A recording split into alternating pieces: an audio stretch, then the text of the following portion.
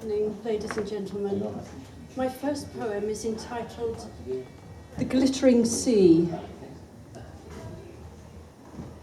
The glittering sea, encircled by the bay, basks beneath a cloudless azure sky, making calm the noontide of the day, reflecting seagulls snow-white as they fly. A playful breeze flutters my ribboned hat. We crunch along on pebbles, dry and round, and watch waves washing sand so wide and flat, and then retreating with a rushing sound. And soon, with golden rays, the strengthening sun warms grey stone walls that make a fortress now, which echoed once to chants and incense swung, until dispersed by anger's furrowed brow.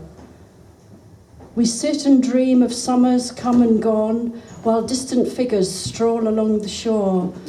The everlasting rhythm trundles on, inviting us to stay here evermore.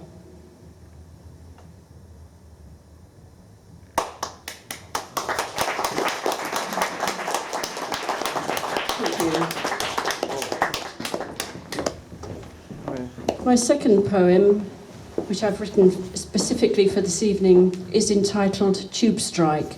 I thought it was slightly more relevant this week, and here we are. Can I just lower this? Yeah, that's fine. Tube Strike. She left the office building towards late afternoon to get back home to Twickenham, despite tube strikes and gloom. It was a lovely evening, and she walked around the square, then turned into Tottenham Court Road to catch a bus from there. A bus rounded the corner quite unexpectedly. She ran, waving her briefcase for the bus driver to see. He let on the last passenger, then closed the folding door, and glaring at her, started up the engine with a roar. She ambled down to Oxford Street and meanwhile window shopped. There were colourful accessories and she really had to stop. She bought a fine new handbag in a vibrant shade of rose and a pair of shoes to match that really didn't pinch her toes.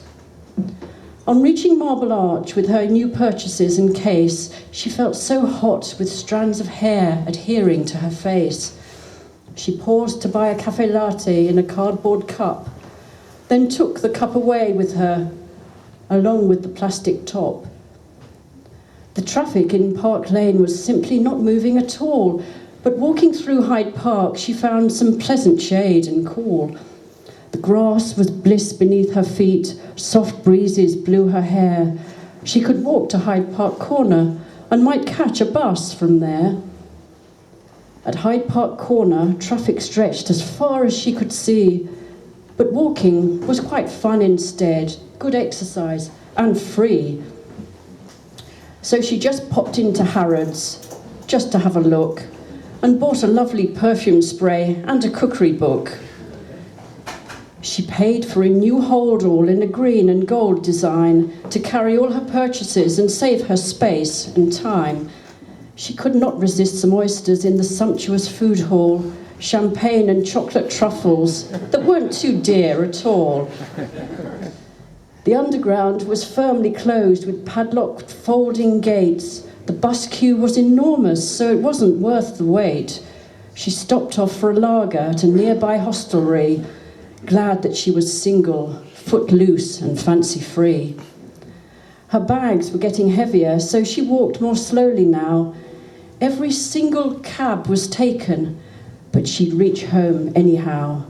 At Kensington, she jumped aboard the first bus she could see, but it only went to Mortlake, just outside the old brewery.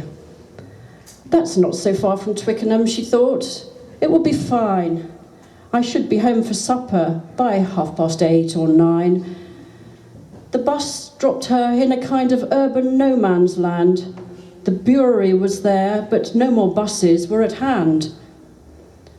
She walked up to the flyover and hailed a taxi cab and piled in with her purchases all on her seat and lap. He dropped her off at Twickenham, not too far from her flat. She had to pay a hefty fare, but didn't grudge him that. Darkness was gradually falling as she finally reached home, where she guzzled down some water and put the kettle on. There were blisters on her feet from her unaccustomed hike, but a quick foot spa ensured that they were soft and velvet-like. The next day came too soon and brought an added railway strike. Perhaps she should invest in a small scooter or a bike. She must commute from Twickenham without the tube or train, but she'd done it all before and she could do it all again.